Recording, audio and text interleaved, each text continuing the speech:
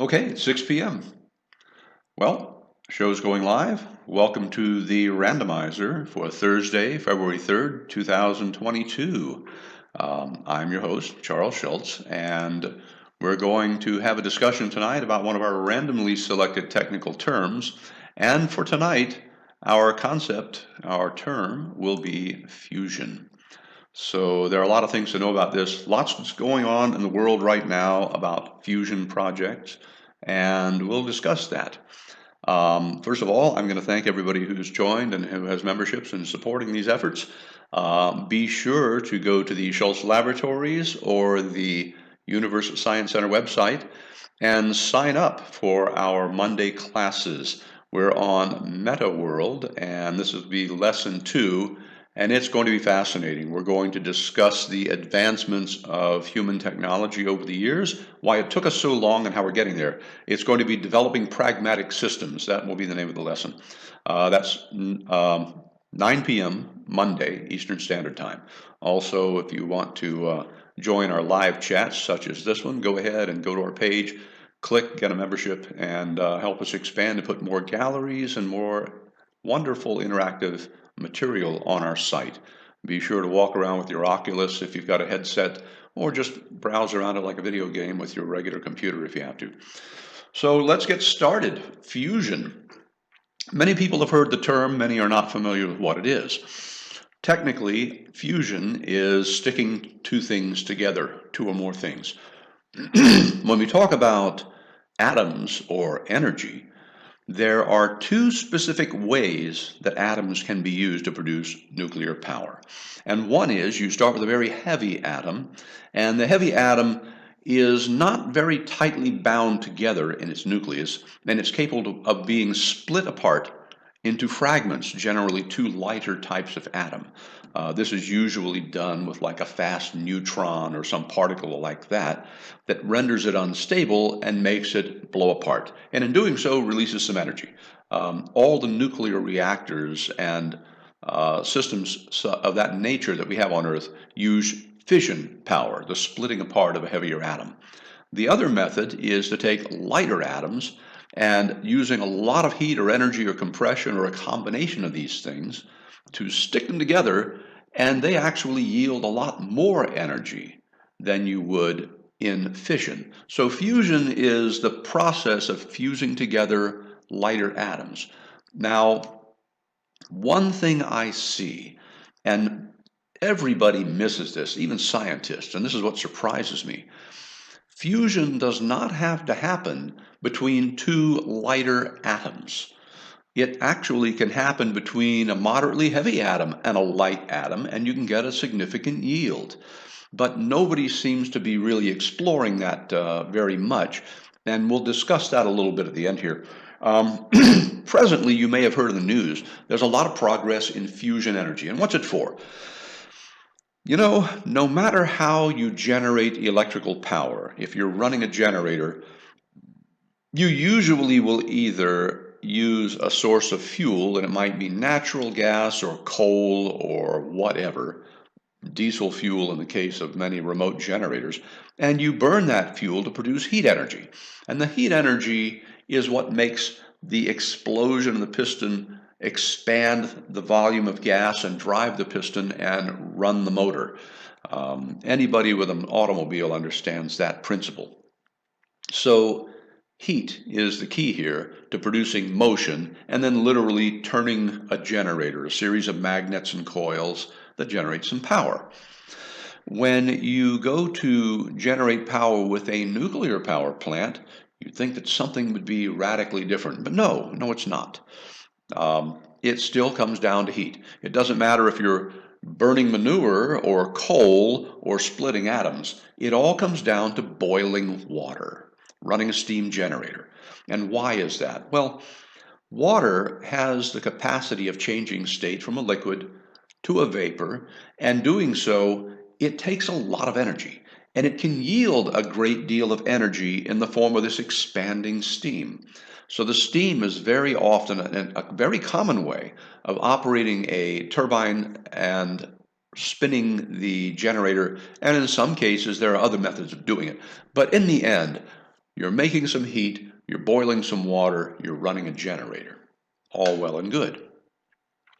When you get down to fusion power, people feel that there's some intrinsically different thing. Well, the only different thing is the scale of energy being released. If you were to look at the energy in a gallon of gasoline and compare it to the amount of energy that you could get out through nuclear methods such as fusion, you will find that the scale of energy difference is like 3 to 10 million times greater. So the amount of uranium oxide to make a pellet about the size of a pencil eraser would be millions of times more energy than the amount of fuel in that volume and what it could generate. And just to put things in perspective, a standard automobile battery usually stores about 4 million joules of power. And a joule, how much is a joule? A joule is 1 watt for 1 second. So if you have 1 watt second of power, 1 joule. And physicists have funny names for these things, but it's because the measurement of power is something that obviously you can't put it in a measuring cup. You can't feel it or smell it or taste it. It's sort of ethereal, like mathematics.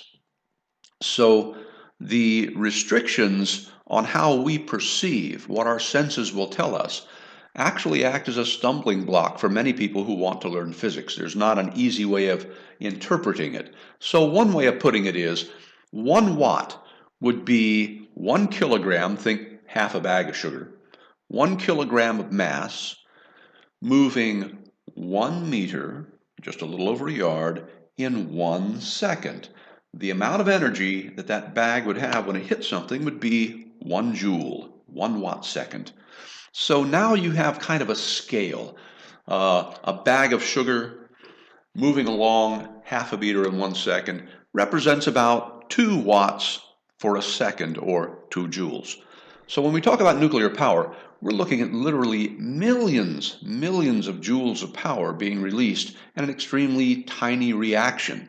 And so this is obviously something, because it doesn't produce carbon dioxide exhaust or atmospheric exhaust or pollution. It's something that's very desirable, and people have been working on it for a long time. And we've recently been told by the 35 companies that are invested in this project right now worldwide that this is something we should pursue, because it's going to change the face of the economy and make energy very cheap. One of the things that stands out very clearly to me is fusion. Nuclear fusion was pretty much defined, and the first research in earnest done in it, in the 1950s. At that time, they felt that controlled nuclear fusion for generating power was 10 years away. Well, it's only been 70 years. So, right now when they say, hey, we've got a fusion reactor that's given us our best results so far, I'm thinking 10 years away. And maybe that sounds a little, I don't know, a little cynical, but let's face it, they've got 70 years of a track record so far. Now, roughly $2 billion is presently invested by the companies who are investigating nuclear fusion power. And their main fuel would be a form of hydrogen, or 2 forms of hydrogen, known as tritium and deuterium. Deuterium is heavy hydrogen. The only difference from regular hydrogen, it'll do exactly the same thing regular hydrogen will, but it has 1 more particle in its nucleus, a neutron. It makes it a little heavier. Tritium you may be familiar with, because if you've seen some of those glow-in-the-dark signs, like the fire exit signs, that glow for years without power, they actually have tritium and phosphorus mixed inside, and tritium is mildly radioactive. It's nothing super dangerous if you don't consume it. And so in the course of time, it breaks down, gives off a little energy, and makes the phosphorus radiate a little light.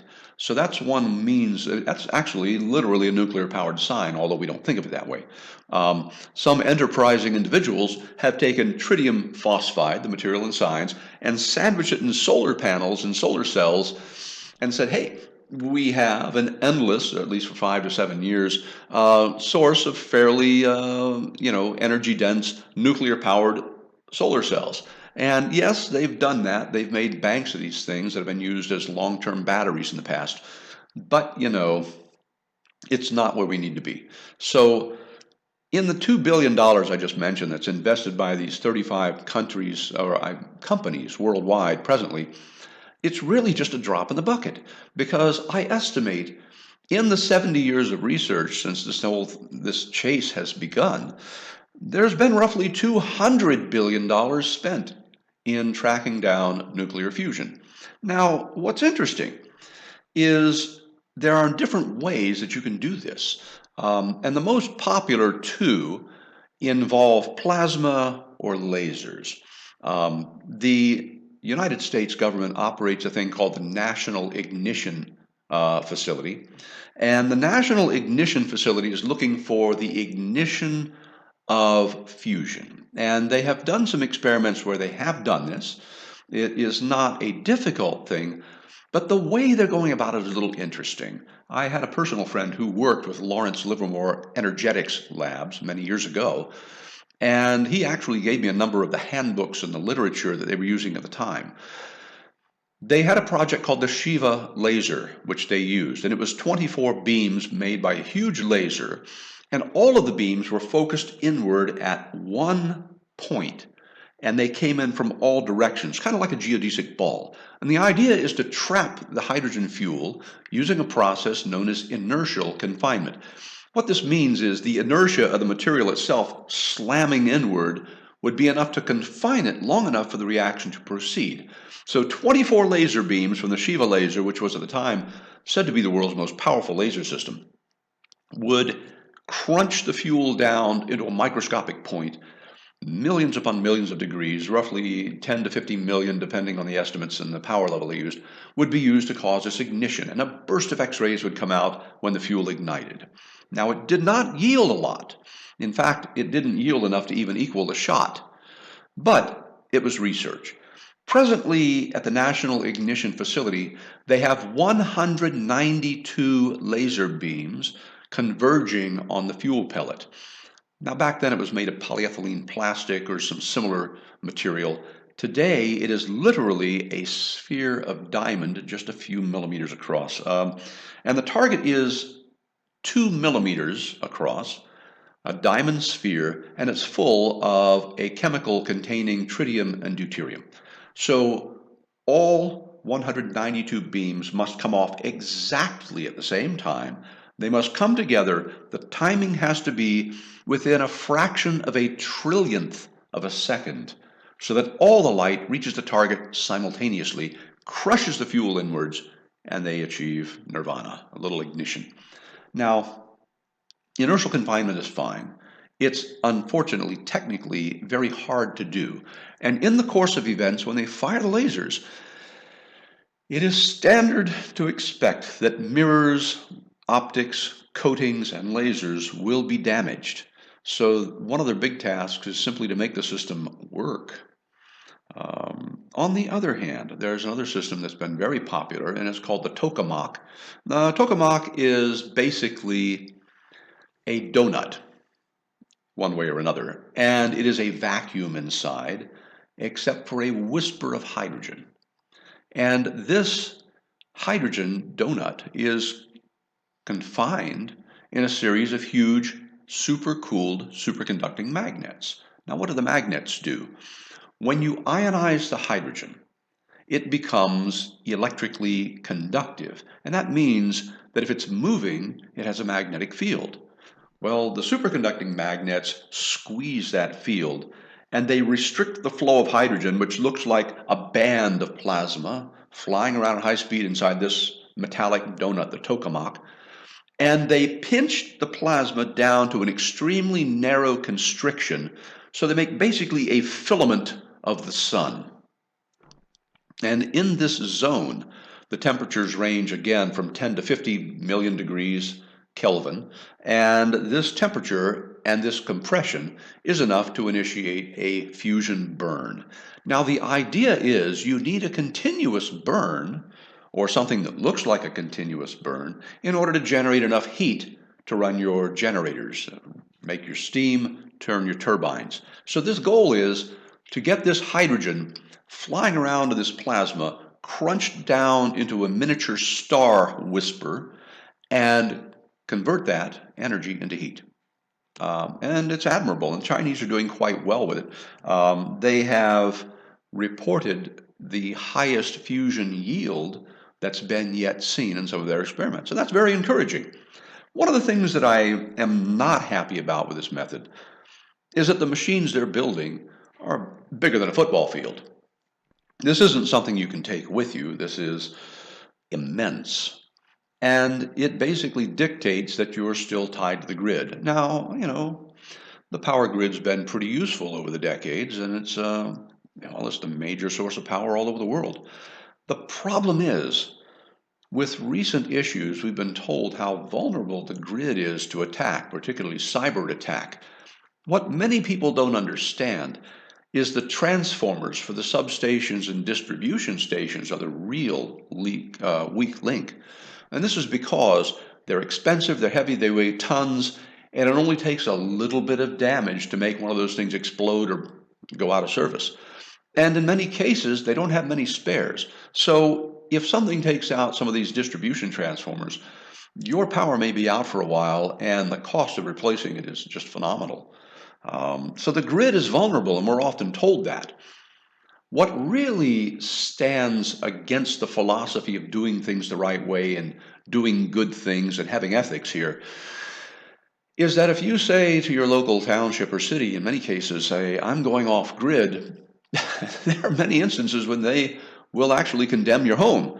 So the grid is vulnerable, but they know that, and they dictate that you must be connected. You must be vulnerable. I don't know of anybody who is my friend that forces me to be vulnerable, and that's a very, very important point. Somebody who forces you to be weak or vulnerable generally is not your friend. There's got to be a better way. And this is one of the reasons so many people go solar or with wind. And the fact of the matter here is the sun doesn't always shine and the wind doesn't always blow. You need a storage system. The biggest cost in going solar or renewable is the battery system. It's not the power cells, it's not the solar cells, it's not the windmills, it's not even the charger and regulator and inverter systems. The batteries are the weakest link and the most expensive part of the system. But, we're getting better. They're coming out with new materials for that. But fusion power overall would be an excessively, we'd never run out of it. I mean, you've got all the water in the oceans to provide hydrogen in one form or another. And so this would be a non-ending fuel supply for us. And it has a lot of very positive attributes for it. So one other thing, back in the 1960s, between 1964 and 67, there was a fellow by the name of Philo Farnsworth. He invented something you may have heard of, television. Farnsworth was a master at making vacuum tubes, and one of the things he discovered was small floating beads of plasma inside some of his tubes when the charges were just right and the conditions were just right. And he explored them and he discovered he was creating plasma that was being confined by electrostatics. Now, this is the same thing that the tokamak does with the giant superconducting magnets, but on a very small scale. In fact, his fusion reactors that he built can be the size of a softball. The problem is they work below yield. They do fuse hydrogen, they do produce the radiation, you know it's happening, but they don't produce enough to make power. They run at a loss. When he came up with this technology, the patent was pretty much taken by the military and used as portable neutron sources. And they were used to identify elements where you couldn't get a reading, you couldn't drill a hole, you couldn't get a measurement through there. But this shoots neutrons in, activates a material, and then you get radiation back so you know what it's made of. One of the biggest markets for this was gold hunters in the oceans, divers seeking lost treasure. They would take one of these Farnsworth fusers with them as a neutron source, and they would activate material on the seafloor and get the signature and go, well, there's gold. Kind of an interesting history there. But we have numerous ways of making fusion happen. Some are effective, some are not. The most effective yield for hydrogen fusion so far has actually been the hydrogen bomb, but we don't want those in our neighborhood. Well, anyway, I hope that this has been an interesting discussion of fusion. There are other ways to do it, and I'll get into those things at some other time. But I will use this time to take any questions and any ideas that anybody has. So the floor is open if you wish to ask anything or give any ideas that you have on hand.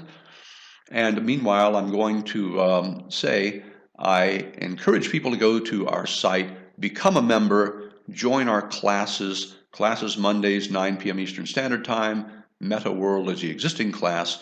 And please join us, enjoy it. They're a lot of fun, and everybody who's participating is really having a great time with it. Okay, I see somebody has a question. Please go ahead.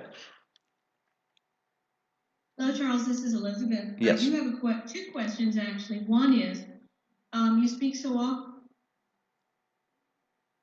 I'm sorry? of input versus output. You speak often of input versus output. Yes. So as far as what it takes to get a machine running, or say solar or wind, versus the output of what we get at the end. And so could you speak for a moment of what that input-output would look like for solar versus nuclear fusion? And then I have a second question after that. Okay. Thank you. All right, so for solar, if you buy the off-the-shelf panels, the highest efficiency in silicon that you're likely to get these days is 21%. So that means if you have 1,000 watts of sunlight falling on a panel, you'll get 210 watts. So the rest of it basically is heat or reflected light. When that power goes into your system, the inverters that do the charging have a certain efficiency, and the batteries that store the energy have a certain efficiency. And in the end, when you play it back from solar cell through the system into the battery and you pull the power out again, typically you're going to get about 70% of that back. Sometimes a little more, sometimes a little less. It really depends on the design of the system. So out of the 210 watts that you'd get out of the 1,000 watts input, you're going to get like a couple of hundred watts really only turns into about 160 watts being played back at maximum. So 140, 150, 160 watts is the most you're going to expect to get back. And it sounds pretty lousy, but you can get it back.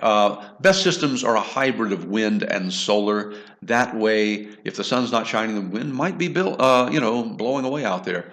And that would be the answer to that. With nuclear fusion, the amount of energy it takes to trigger it right now and the yield they get back are pretty much on par. They're just about at what they call break even. And the system would have to run at least 3 to 1 just to make it give you the same amount of power out that you get in because of the efficiency of a generator. Ideally, a system would run at 6 or 7 to 1 minimum in order to be economically successful. Okay, and your next question, if you haven't forgotten it in my long ramble. Not at all. In fact, you were saying at one point that solar, once it actually travels to where it is to be effective, could be as low as 30% output. Right. And but also, I had a question, please. When you use this technology, fusion, how can it make the world a better place if we could visualize the perfect world? Thank you. Okay. So one of the things that really is an issue today is the environmental damage done from coal mining and from drilling or fracking for oil. Fracking is an extremely destructive process because it often endangers or destroys the water table in an area, and it definitely increases the rate of earthquakes. And those figures are available. You can look them up. I would think that if there's one thing that I would do, I would absolutely stop fracking dead in its tracks. Drilling for oil is destructive. It's not as bad as some industries, but for every barrel of oil that you get out of the ground, you have to generally burn about a quarter of a barrel to get it because you're running the machinery, you're processing what you get out of the ground. It takes a lot of overhead to make the industry work. What fusion would do for us is it would eliminate a huge fraction of that. But keep in mind, power plants generally don't run on petroleum, they run often on coal. Um, some petroleum is used to generate power, but coal is by and large the major contributor to our power grid. So bringing fusion to the fore would actually eliminate more coal mining than anything else. Will we ever eventually get rid of petroleum entirely? Absolutely not. And the reason is petroleum is the feedstock for lubricants, industrial chemicals, solvents, plastics, and just a whole list of materials which we absolutely need. So we're not going to stop using petroleum if we have any sort of an industrial society anytime in the near future because of that. You can't just pull acetone and toluene and plastic polymers out of the air. Now, many people are recovering a lot of the waste plastic out of the oceans, and that's going along very nicely. In fact, if we keep it up, we could probably use up all the waste plastic gyres in the oceans in about 15 to 20 years. That may be an optimistic estimate, but a lot of people are going after it right now. There's money to be made there, and that's what you got to do. Tell people there's an economic opportunity. Show them how to make money at it. They'll clean it up in a heartbeat. If there's a dollar to be made, it will spur people to do the right thing. So I think that's another way of looking at it. Don't present obstacles, present opportunities. Um, so that being said, I have an interesting thing that came across my research today. I'll tell you. Oh, Donna, you have a question. Please ask away. Well, I was just wondering about the initial investment, what all it would include and how much that would be to Ah, get started up on solar or fusion. well, for fusion power, yeah, like I said, there's been roughly $200 billion spent, but once they get this working, then it'll come to your house just as any power grid delivered power does. It will be seamless in that respect. When they bring fusion power plants online, it's going to come out of the wall socket just like it does right now. There won't be any difference to the user. Um, the hope was that these things could be compact enough that you could put them in individual neighborhoods and eliminate 99% of the grid, because the biggest enemy of the grid is the grid itself. It's a giant set of antennas that one solar flare could blow up pretty easily in a lot of ways. So that's something to consider. The initial investment for the individual comes out of your pocket in the form of power bills. But if you go to solar, you're probably going to spend 15 to 30,000 for a setup that'll run your home, and it might be more. But once you've done that, the way of putting this is the recurring costs will be for replacement of batteries that fail and for the dropping output of solar panels. Right now, panels put out pretty well, but they lose efficiency over time. And my suggestion is buy a 3-year-old panel and you already know it's dropped most of its loss already, and then it's going to run pretty constantly for the next 15 years. That's something to think about. Um, and finally, um, I am going to say I would like more people to join us. I want more people to become members, to join our lessons, and to take our classes.